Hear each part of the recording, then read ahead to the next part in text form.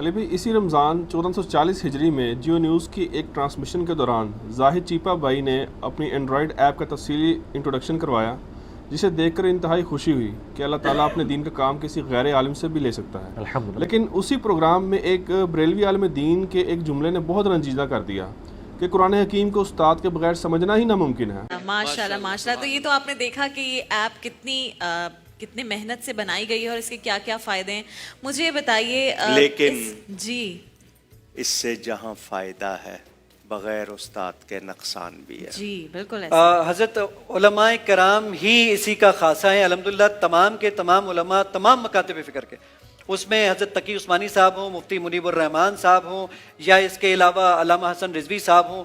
امام کعبہ سے میری 3 1-on-1 ملاقاتیں ہو چکی ہیں، ان تک سے لے کے سعودی عرب کے تمام علماء کو دکھا کے وہ سرٹیفکیٹ بھی موجود ہے۔ میرے خیال میں کہ جو آپ کی سمجھنے کے لیے ضروری ہے۔ جی جی بالکل، بغیر استاد کے اس کا نقصان وہ بھی تو بہت۔ ہم جب علامہ صاحب قرآن پاک کو بھی تفسیر سے پڑھتے ہیں تو میرے لحاظ سے کہ علماء کرام کی ہمیں ضرورت ہوتی ہے، اس کے لیے بہت ساری چیزیں جو ہماری عقل میں نہیں آ رہی ہوتی ہیں وہی بتا سکتے ہیں۔ اسلام 360 کا نام آپ نے رکھا کیوں؟ پلیز اس حوالے سے رہنمائی کریں۔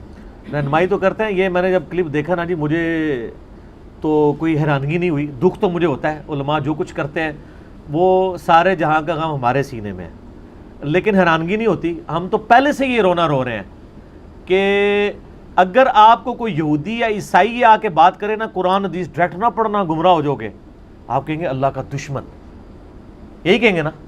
اور اگر ایک داڑھی پگڑی والا خوبصورت سی شکل بنا کے آپ کو کہہ دے قرآن ڈائریکٹ نہیں پڑھنا گمراہ ہو جاؤ گے، آپ کہتے ہیں علامہ صاحب نے فرمایا۔ ایک ہی جملہ ہے، 2 مختلف لوگ بولتے ہیں تو آپ کی ڈاکٹرائن بدل جاتی ہے۔ وہ اصل میں علامہ صاحب شیطان کے ہاتھوں یوز ہو رہے ہوتے ہیں، اس لیے وہ یہ باتیں کر رہے ہوتے ہیں۔ یہ صرف وہ لوگ بات کرتے ہیں جن کو پتہ ہے کہ کتابوں میں ہمارا دین کوئی نہیں نکلنا۔ میرا ایک معصومانہ سوال ہے، اللہ تعالیٰ نے انسانیت کی ہدایت کے لیے کتاب بھیجی اور قرآن میں 4 دفعہ سورہ القمر میں فرمایا وَلَقَدْ يَسَّرْنَا الْقُرْآنَ لِلذِّكْرِ فَهَلْ مِن مُدَّكِرٍ۔ قرآن نصیحت کے لیے آسان ہے، تفسیروں کی میں بات نہیں کر رہا، اور عام بندے کی ضرورت نصیحت کی ہے کوئی سمجھنے والا، ہے کوئی نصیحت حاصل کرنے والا؟ اب مجھے بتائیں قرآن میں یہ کہاں لکھا ہے کہ قرآن سمجھنے کے لیے بہت مشکل ہے کوئی اس سے دور بھاگنے والا؟ تو یہ تو علماء کی کہانی ہے نا۔ قرآن کہہ رہا ہے کہ سمجھنے کے لیے آسان، نصیحت کے لیے آسان، نصیحت کے لیے۔ مسائل تو میں نے بتایا علماء سے بھی نہیں نکلیں گے۔ ٹھیک ہے کہ نکاح پہ جانا ہوا، وہ بڑے معروف عالم تھے جنگ، وہ ہماری عزت صرف کرنے کی وجہ سے ہماری وہ عزت کر رہے، ورنہ وہ ہمیں پوچھتے بھی نہیں۔ نکاح پڑھایا اور بس منٹ کر کے قبول پڑھ دیا جانے لگے۔ میں کیا ہی اچھا تھا مولانا صاحب، اس خطبے کو بیان کرتے سورہ نساء کی آیات کیوں پڑھی گئی، سورہ اس کی آل عمران کی آیات کیوں پڑھی گئی، اس کا مقاصد کیا؟ کہتے اس کے لیے علماء ہم بیٹھے ہیں نا، ہمارے پاس آئے نا۔ ہاں پاس ہے، جب آپ کے پاس موقع ہے بتانے کا لوگوں کو۔ میں تو سر آپ کو پتہ ہے میں عموماً تو میں نکاح وغیرہ کے لیے جاتا نہیں ہوں، بہت قریبی رشتہ داروں کا نکاح پڑھانا پڑ جائے تو میں ان کو پہلے بتاتا ہوں کہ میں نے خطبے کا ترجمہ اور تھوڑی سی تشریح بھی بیان کرنی ہے، آپ اپنے ٹائم کو اس اعتبار سے مینیج کریں، ورنہ تو کہانی کرا کے چلے جاتے ہیں لوگ، ایسا تو نہیں ہونا چاہیے۔ اچھا میں اس بات کی طرف واپس آتا ہوں کہ وہ یہ علماء آپ کے ساتھ یہ ہاتھ کر رہے ہوتے ہیں کہ قرآن حدیث ڈائریکٹ نہ پڑھنا تم گمراہ ہو جاؤ گے۔ مجھے بتائیں یہ اسلام دوست ہے یا اسلام دشمن ہے؟ دشمنی۔ یہ دشمنی کیوں کر رہے ہیں؟ ان کو پتہ ہے کہ ہمارے جو عقیدے ہیں وہ قرآن و سنت میں سے ثابت ہی نہیں ہوں گے، اور اگر کوئی بندہ قرآن و سنت ڈائریکٹ پڑھنا شروع کر دے گا پھر ہمیں مارنا چھوڑ دے گا، کیونکہ ہم نے تو کرانی کہانیاں۔ تو وہ پھر ان کے پاس آخری حال یہی ہے کہ ہم کبوتر بلی کو تو غائب نہیں کر سکتا، تو آنکھیں تو بند کروا سکتا ہے نا، آنکھیں بند کر کے وقتی طور پہ تو غائب ہو جائے گی نا۔ تو وہ اسی طریقے سے کرتے ہیں، وہ کہتے ہیں نہیں اس کو نہیں، آپ ڈائریکٹ پڑھنا ہی نہیں۔ آپ نے اب یہ تو نہیں کہہ سکتے کہ قرآن حدیث جو ہے وہ پڑھنا گناہ ہے، قرآن حدیث جو ہے وہ نہ پڑھیں، یہ تو نہیں کہیں گے۔ وہ کہیں گے پڑھیں، علماء سے پڑھیں۔ ان کو پوچھے آپ کو پوری زندگی ہوئی توفیق ہوئی کبھی پڑھنے کی یا پڑھانے کی؟ بڑے عالم سے پوچھے کہ وہ بھی یہ کہتا نظر آئے گا۔ میرا ایک معصومانہ سوال ہے، آپ جب اپنے علماء کی کتابیں پبلک کو دیتے ہیں اس وقت کیوں نہیں کہتے کہ فضائل اعمال ڈائریکٹ نہ پڑھنا گمراہ ہو جاؤ گے، کسی عالم سے پڑھ لینا؟ فضائل سنت ڈائریکٹ نہ پڑھنا گمراہ ہو جاؤ گے، کسی عالم سے پڑھ لینا۔ 14 ستارے ڈائریکٹ نہ پڑھنا گمراہ ہو جاؤ گے، کسی عالم سے پڑھ لینا۔ الرحیق المختوم ڈائریکٹ نہ پڑھنا گمراہ ہو جاؤ گے، کسی عالم سے پڑھ لینا۔ ساروں کے نام لینا مجبوری ہوتا ہے، میرا تو کوئی رشتہ دار نہیں۔ تو یہ علماء اس طریقے سے نا قرآن و سنت سے دور کرتے ہیں۔ یہ پتہ کیا کہنا چاہ رہے ہیں کہ اللہ کو تو بات سمجھانی نہیں آئی، باوجود اس کے کہ وہ 4 دفعہ کہہ رہے ہیں کہ قرآن نصیحت کے لیے آسان ہے، تب بھی وہ اتنا مشکل ہے کہ آپ پڑھ نہیں سکتے، ڈائریکٹ گمراہ ہو جائیں گے۔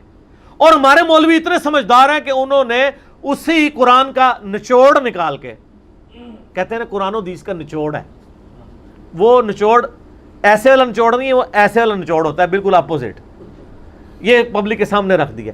یعنی اللہ جو بات نہیں سمجھا سکتا تھا وہ مولانا نے ان کتابوں میں سمجھا دی ہے۔ مولانا کی کتابیں پڑھ کے آپ گمراہ نہیں ہوں گے، اللہ کی کتاب پڑھ کے ہو جائیں گے گمراہ نہیں ہے۔ وہ اصل میں ان کو پتہ ہے کہ ان کے عقیدے خلاف ہوتا ہے، اور وہ میں نے اس بندے کو دیکھا ہے، وہ آپ اگر ویڈیو غور سے دیکھیں، وہ جب بیچارہ پیش کر رہا تھا نا زاہد کو، پھر میں نے بعد میں فون کیا زاہد بھائی کو، میرے ساتھ وہ رابطے میں رہتے ہیں، تو میں نے اس پروگرام کے بارے میں ان سے پوچھا، وہ کہتے، میں نے کہا جی وہ تو بڑے غصے میں بیٹھے تھے، کہتے ہیں بعد میں بھی غصے میں تھے، وہ تو بیچ میں جیو کی انتظامیہ نے وہ معاملات رفع دفع کروا دیے ہیں۔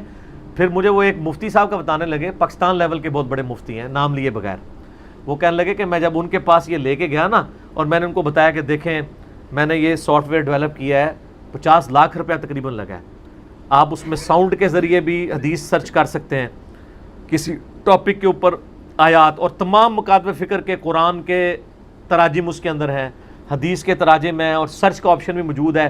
رومن میں پورا قرآن انہوں نے ٹائپ کر دیا ہے، رومن انگلش کے اندر، تاکہ انڈین اور بنگلہ دیش بھی اس سے استفادہ کر سکیں۔ کہتے جب میں نے جا کے بتایا دیکھیں میں نے اتنا کام کیا، تو میں تو ایکسپیکٹ کر رہا تھا مفتی صاحب خوش ہوں گے کہ بیٹا بڑا سے، انہوں نے کہا یہ جو آپ نے کام کیا ہم تو اس کو ویسے ہی حرام سمجھتے ہیں، اس کام کو، یہ تو آپ کا کام ہی نہیں تھا کرنا، یہ عوام کا کام نہیں کہ قرآن حدیث ڈائریکٹ پڑھے، یہ علماء نے پڑھا۔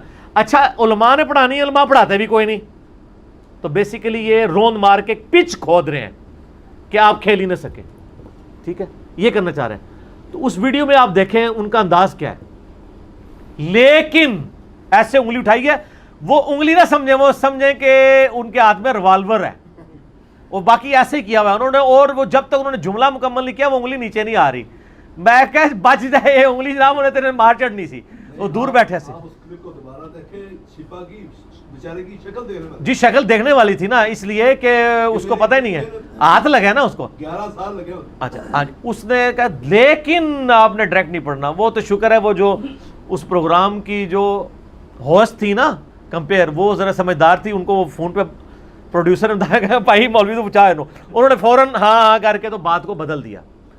ادروائز وہ لیکن کر کے جو کر رہا تھا نا، تو اس نے اپنا مقصد اچیو کر لیا کہ اس نے اپنے مکتب فکر کی پبلک کو یہ بتا دیا ہے کہ اسلام 360 کا کبھی قرآن اور حدیث کھول کے بھی نہیں پڑھنا، لیکن ایسے ہو جانا ہے، وہ لیکن ایسے تھا، وہ سمجھے اس نے اس کے اوپر ریوالور تانی ہوئی تھی۔ تو میں نے پھر اس کو بعد میں فون کر کے کہا، میں نے کہا میرے بھائی آندہ آپ نے کسی ایسے پروگرام میں شریک نہیں ہونا جہاں پہ مولوی بیٹھے ہوئے ہوں، ورنہ یہ رنگ میں بھنگ ڈال کے چلے جائیں گے۔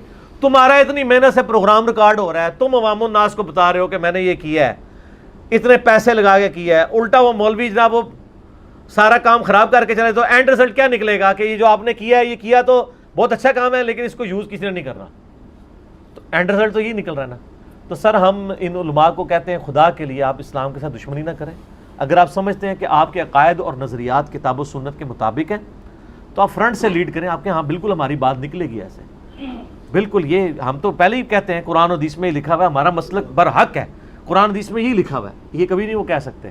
ان کا مسلک آج تک کسی بھی مکتب فکر کے مولوی نے کہا ہے کہ فلاں بزرگ کی لکھی ہوئی کتاب کبھی ڈائریکٹ نہیں پڑھنی، آپ گمراہ ہو جائیں گے، حالانکہ وہ اتنی چول چیزیں اس میں لکھی ہوئی ہوتی ہیں جس کو معرفت کی چیزیں کہتے ہیں، ایسی چول چیزیں لکھی ہوئی ہوتی ہیں، اس کے باوجود وہ ریکمینڈ کر رہے ہوتے ہیں اور لوگوں کو ترغیب دلا رہے ہوتے ہیں کہ یہ جناب آپ پڑھیں، یہ تو قرآن و حدیث کا نچوڑ ہے۔ قرآن و حدیث کا نچوڑ اگر ہوتا تو جو قرآن و حدیث میں سے نکلا ہوا ہے وہی چیز ہونی چاہیے تھی نا۔ کبھی ایسا ہوتا ہے کہ آپ انگور کا رس نچوڑیں، ٹھیک ہے جی، اور اس میں سے جو ہے وہ آم کا جوس نکلا ہے، انگور کا ہی نکلے گا نا۔ اگر قرآن و حدیث کا نچوڑ ہے تو قرآن و حدیث میں تو آیا ہے اطیعوا اللہ و اطیعوا الرسول، تو فنا فی شیخ کہاں سے آ گیا؟ باپا کی بارگاہ میں سوال یہ عرض ہے کہ فنا فی شیخ کسے کہتے ہیں اور فنا فی شیخ بننے کے لیے کیا کرنا چاہیے؟ جزاک اللہ خیر۔ اب یہ فنا فی شیخ کا مقام تو خیر بہت بلند ہے، फना फी शेख माने शेख के अंदर अपने आप को गुम कर देना, वो बस उसको शेख ही की हर तरफ तस्वीर नजर आए, शेख ही का हर तरफ उसको जलवा नजर आए। तो फना फी शेख होने के लिए क्या करना चाहिए? तो ज़ाहिर है अपने शेख की तालीमात पर अमल करें और उसकी मोहब्बत अपने अंदर रासिख करें। और वो जैसे कि बुजुर्गों ने फरमाया कि मुरीद ऐसा हो जैसे कि मुर्दा बदस्ते जिंदा या मुर्दा बदस्ते गस्साल, यानी जिस तरह इन मुरीद को अपने पीर के हाथ में ऐसा होना चाहिए जैसे कि गस्साल के हाथ में मुर्दा, इन्हें जब तक गस्साल उसको उलट पलट नहीं करता उस वक्त तक मुर्दे में अपने तौर पर हिलने जुलने की सख्त नहीं होती। गस्साल ही उसको जिस तरह भी चाहता है गुस्ल देता है। तो इस तरह मुरीद अपने पीर के हवाले सब कुछ कर दे, अपना जो कुछ है वो पीर का। तो अल्लाह तबारक व तआला हम सबको फना फी शेख समझने और इसकी सादत पाने की ज़य नसीब तौफीक अता फरमा दे। वल्लाहु तआला अअलम व रसूलुहु अअलम अज़्ज़ व जल्ल व सल्लल्लाहु तआला अलैहि व आलिहि वसल्लम। कुरान और हदीस में तो आया है कि आपने अल्लाह और उसके महबूब सल्लल्लाहु अलैहि वसल्लम की तालीमात की रोशनी में चलना है। तो ये बुजुर्गों की तालीमात और ये फ़िरके कहाँ से आ गए? कुरान और हदीस में तो आया है कि आपने अल्लाह ही से दुआ मांगनी है, इय्याका नअबुदु व इय्याका नस्तईन। ये बाबों को पुकारना कहाँ से आ गया? जनाब अब्दुल कादिर जिलानी फरमाते हैं, और जो किसी मुश्किल घड़ी में मुझे मदद के लिए पुकारे मैं उसकी उस मुश्किल को दूर करता हूँ। इसी को कहते हैं कुरान डायरेक्टली पढ़ना वरना गुमराह हो जाओगे। तो ये लोग, मैं बदगुमानी तो नहीं करता कि ये मुनाफिक है, ये शैतान के हाथों यूज़ हो रहे हैं। और बाज़ औक़ात इंसान शैतान के हाथों यूज़ होता है और उसे खुद भी अंदाज़ा नहीं होता कि मैं मिस यूज़ हो रहा हूँ, और वो मिस यूज़ हो जाता है। लेकिन जो पीछे चलने वाले हैं उनको भी थोड़ी अपनी अकल इस्तेमाल करनी चाहिए कि आपके साथ ये क्या खिलवाड़ कर रहे हैं। तो हम टोटली ऐसे उलमा के नज़रियात को रिजेक्ट करते हैं जो ये कहते हैं कुरान और हदीस डायरेक्ट पढ़ोगे तो गुमराह हो जाओगे।